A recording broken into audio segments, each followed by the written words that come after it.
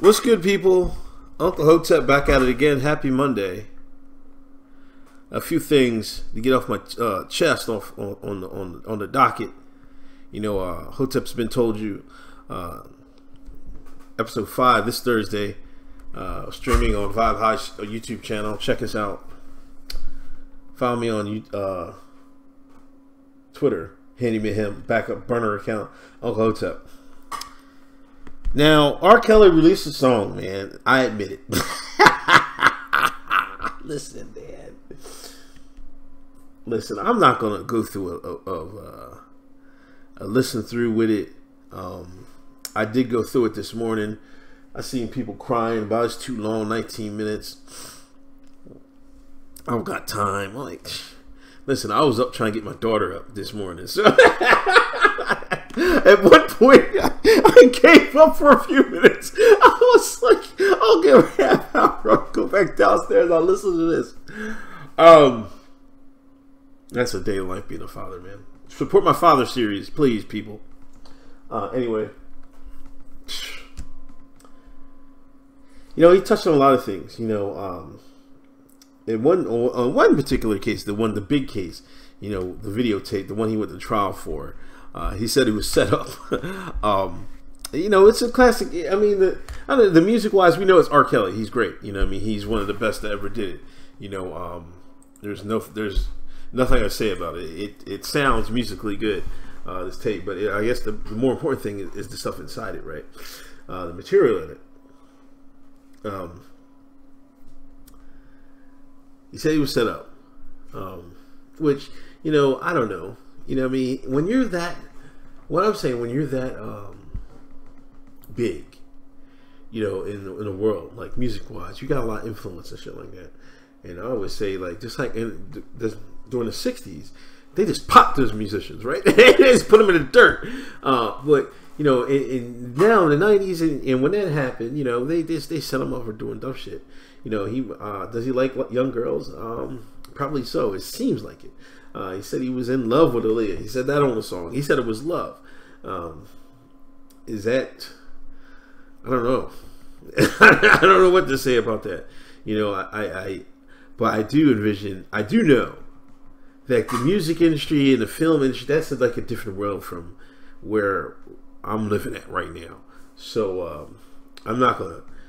Well, judge it. I mean, is it creepy? I'm like, yeah. I'm like, would it be me? Hell no. But I can almost see that in that. I'm not supporting it. I'm saying I can see that in, you know, in that type of situation. I don't know. It's just weird. Said he doesn't own any of his publishing. Like, that's crazy. I thought, you know, because he has hits, man. Like, I put all his shit on my phone, right? And I was going through it. This man got, like, you could go through. I'm just going to read through his shit real quick, man. I'm just going to read through it. Yes, I still got R. Kelly in my phone. You know, if you don't like it, man, you don't have to be friends with me. I know some of y'all don't mess with people. You listen to R. Kelly, I'm not messing with you. I mean, you go, your body's calling you. Bump and grind. 12 play. Sex me. Slow dance. Born into the 90s. Chocolate Factory. Ignition. I'm sorry. Yeah, that was what World's Greatest. You know what I mean? Even I was listening to the Champ joint. That got some jaws on it, man. When he was talking crap, man. Oh my gosh. You know, and I could go on and on. I didn't even get to TP2. You know what I mean? But you know, listening to the song, man, it seemed like he was a troubled man, and you know, he's putting this thing out there because, you know, he doesn't own his publishing, so he's touring to get money, and people boycotting his tours, you know, is affecting him. He doesn't have a whole bunch of money, apparently. You know, they tell him to sell his cars and everything. He still want to keep all that shit, man. He could have been the greatest. You know what I mean? And you see what happened. You know, this is the problem. He didn't have good people around him, evidently. But I don't know. He talking about he can't read or write and everything else. You know, and he will say, he also was saying that people bring his daughters to him, like trying to get in the game. And that's how he had to get on these girls. That's what I was saying. He even compared himself to Hugh Hefner. Like how Hugh Hefner, all these women, I have all these women, and all of a sudden it's I'm the bad guy. Like I don't fault him for that. That sex culting, I don't believe any of that. Them women just want to get on. They could live in a mansion or some shit, and they're fucking R. Kelly. I mean, that's what it is. There was no sex cult. And then when they were done with them, they got petty and spiteful, like some women are. Notice I'm not saying females. I'm not being, I'm not being misogynist. But some women are petty, and there's nothing worse than a petty woman. Let's be clear. Like if we want to talk gender inequality, the pettiness of women far exceeds the pettiness of men. So let's get that perfectly clear. I don't know. I see the normal reactions on Twitter. F. R. Kelly, blah blah blah. They're still going in on him. Is this going to change anything? I don't know. He also was talking about black men tearing him down because he was talking. Steve Harvey, who did he say? Steve Harvey, John Legend, somebody else, some other Sean went at R. Kelly. He's saying, "Man, why we got to tear each other down? It's hard enough for us out here," which is true. That's why I try not to do it. You know what I mean? But it is what it is because it's not going to affect me. You know what I mean? It's not like I'm not. Nothing's going to happen. Like if R. Kelly, like Jamila Mew, sits there, she thinks taking down R. Kelly is going to help black women. It's not going to do nothing for y'all. You know what I mean? If whatever the court said, you just got to run with that. If you live in a civilized society, third world, first world society, and all that, you know what I mean? But I don't know.